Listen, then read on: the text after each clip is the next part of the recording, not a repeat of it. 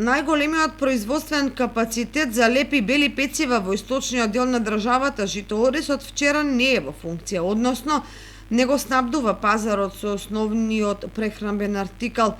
Според информациите од раководните луѓе во пекарницата Житоорис се работи за дефект на една од машините, кој практично целосно ја блокира производствената линија.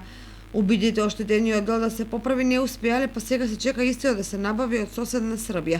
Тоа значи дека се очекува производството да се нормализира за неколку дена, односно од понеделник 4 декември, кога лебот на кочанската фирма повторно би се нашол на рафтовите во трговската мрежа.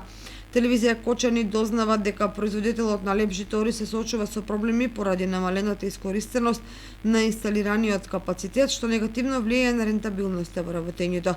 Освен тоа, набавката на неопходните репроматеријали се плаќа профактурно, а наплатата за продадениот леб оди одложено и до 60 дена, што исто така го оптоварува финансиското работење, особено поради долгиот список на должници.